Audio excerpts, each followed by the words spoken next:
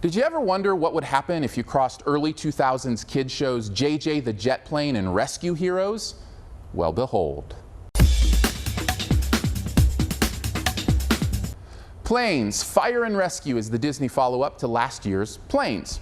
We once again join Dusty Krophopper, who this time finds himself at Pistons Peak National Park, training to get his fire certification to help out a friend back home. As he learns how to put out fires, he also learns what it means to sacrifice his own safety for the safety of others. A worthy message indeed, but with less than a year since the first Planes came out, which itself was a pretty lackluster flick, there's no possible way they had time to make a good movie here, right? Well, maybe not, but I'll give them this. They made a better one than the first one. There's a couple things I really liked about Fire and Rescue. First off, the voice work in this one is much better. I mean, Dane Cook is still giving a pretty basic performance here, but the voices around him are really cast well. I especially love Julie Bowen, who you may know as Claire from Modern Family, and is really funny here as the quirky fire plane Dipper.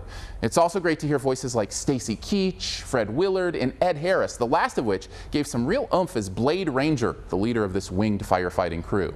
Even more than that, so let's call it the best thing, I thought the animation in this was gorgeous. Some of these landscapes were stunning and devastatingly beautiful, even as the fire painted across them. I was actually kind of flabbergasted that in less than a year they could put together visuals that seemed this technically sound, when most CG kids flicks are in production for like 3 years or more.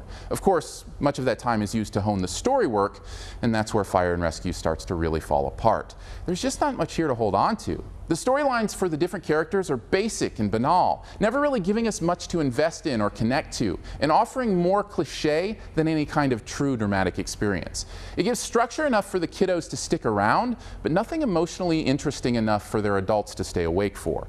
And that's the most frustrating part. The Planes universe really does seem at this point like an episodic kids TV show that Disney is somehow getting us to pay for at the theater, having completely lost the heart and pursuit of excellence that has defined Pixar and Disney for so long.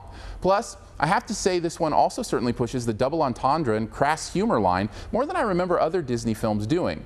Not necessarily enough that it made me uncomfortable or anything, but enough that I thought maybe somebody had poured a little Shrek into the gas tank that was gumming up the works a bit.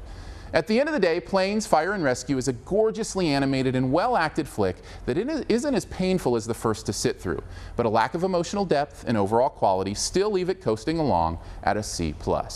Thanks for checking out this Your Movie Friend review. You can stay tuned for this review's Best Ever Challenge here in a bit. First, I want to throw some stuff up over here that you can click on. If you'd like to subscribe, which I'd very much appreciate, you can do that by clicking the big gray subscribe button. If you want to see more, well, you can also click over here to see my reviews of Begin Again, Sex Tape, and Purge the Anarchy that also came out this week.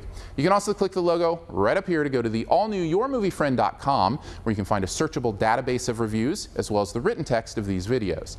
And finally, this review's Best Ever Challenge, where you name the best movie ever in a particular category and also try to identify my choice. What is the best non-Pixar Disney sequel ever? Mine is the one that actually came between 1 and 2. Drop your own answer and a guess at mine in the comments, and the first person to guess mine does get a point. Thanks, and please subscribe.